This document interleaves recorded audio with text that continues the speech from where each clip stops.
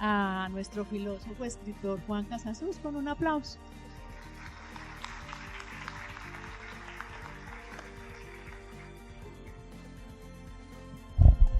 Bueno, muy buenos días. Muchas gracias a doña Lili por la presentación, a todos ustedes por la presencia y a Juan, que nos ha estado acompañando con este maravilloso regalo. Para mí es un honor pues acompañar este conversatorio. La idea es que lo hagamos muy participativo. Si alguien tiene alguna pregunta, alguna cosa que quiera hacernos llegar acá para que lo vamos haciendo en medio de la conferencia y lo hagamos así más conversadito, más de construcción colectiva, que realmente es lo que buscan estas propuestas. Entonces, Juan, muy buenos días, bienvenido. Hola, Anita. Muy bien, gracias. Bueno, el tema que nos atrae hoy es la construcción de capacidades emocionales para la resolución de conflictos. Ese es como el tema. Entonces, quiero preguntarte, ¿de qué manera llegas tú a empezar a trabajar esto de las educación emocional, de las capacidades emocionales? ¿Cómo ha sido este proceso para que llegues a él? Bueno, buenos días a todos, gracias por estar acá. Gracias por tus palabras, Lili.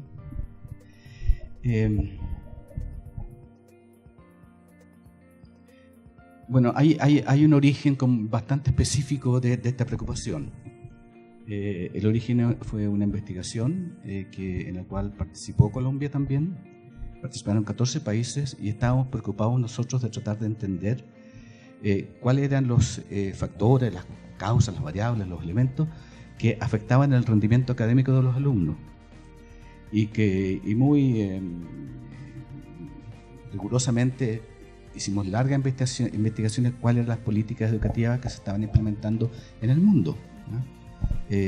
Y con la preocupación de que esas políticas hayan surgido de investigaciones. Entonces había un componente bastante racional, investigativo detrás de esta investigación. Y terminamos con 59 variables con esta. Así como por conversar con los profesores de aula, dije, bueno, en vez de investigar las políticas educativas con los profesores de aulas de colegio, me di cuenta de lo que ellos hablaban y lo que era un factor muy, muy importante, que era el tema del clima emocional en el aula y lo que pasaba de ellos con los alumnos. Entonces pusimos esta investigación que nunca se había hecho antes, en una investigación cuantitativa. En ese caso era una investigación con una gracia grande, o sea, 160.000 casos, o sea una gran base. Y de ahí salieron algunos resultados como muy sorprendentes, ¿eh?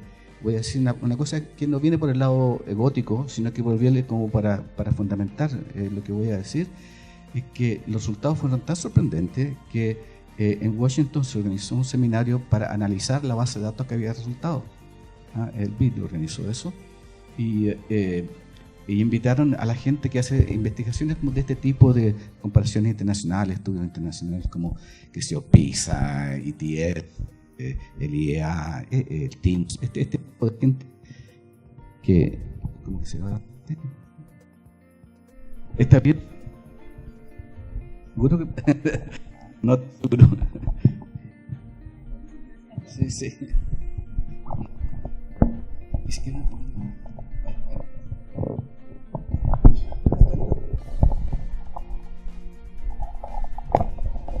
Bueno, y toda esta gente así de primer nivel mundial finalmente decretaron que esta era la mejor base de datos del mundo, que cumplía con 7, era la mejor en 7 de los 10 indicadores que ellos tenían para saber la validez de una investigación. Digo esto para aquellos que tienen confianza en las ciencias sociales, que vean que esto está muy fundamentado, ¿no? Y lo que apareció finalmente fue lo siguiente. Esto está publicado en este libro, La Escuela de la Desigualdad. Lo menciono porque hay mucha información de estos procesos en ese libro.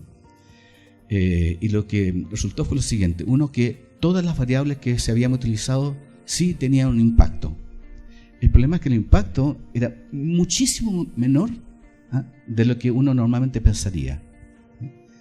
Es más aún, o sea, la suma de las 58 variables explicaba menos la variación de los rendimientos en la escuela que esta cosa que me habían dicho los profesores finalmente, que no salía de la literatura, de las políticas educativas, sino que salía de la conversación con los profesores, que era esta cosa del clima del aula.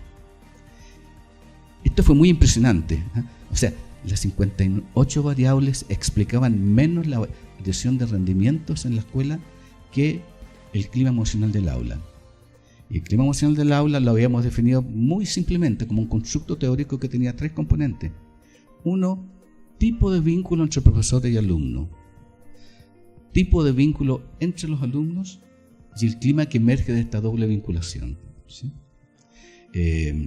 Ahora el pensamiento es un poquito más complejo respecto a eso, pero para ser riguroso con relación a esa investigación, esa era la definición. Habría mucho que decir de la emergencia del fenómeno. Por ejemplo, claro, antes lo decía con mucha facilidad, tipo de vínculo profesor-alumno, pero cada alumno requiere distintos tipos de vínculos, entonces no es una escala.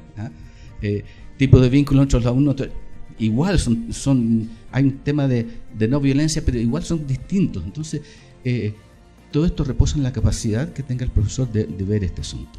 Pero más complejo aún era este tema de la tipo de vínculo profesor-alumno, tipo de vínculo entre los alumnos y el clima que emerge de ello. Me ha costado mucho comprender este tema del fenómeno emergente de los climas. Cómo esta cosa sutil, porque es totalmente sutil, o sea, cómo te sientes tú, cómo está el clima, el ambiente, eso es lo que determina los procesos de aprendizaje. La emergencia de lo que está ocurriendo en esa aula.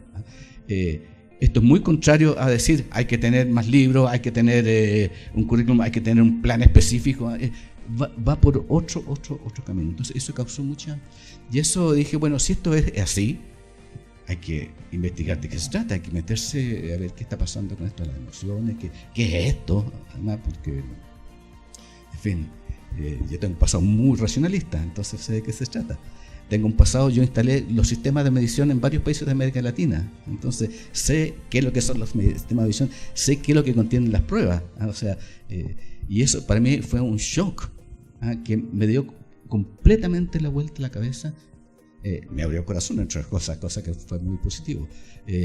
Y pusimos a investigar, armamos un equipo y nos pusimos a investigar todo qué era esto, cómo se organiza, es transmisible, cómo se realiza.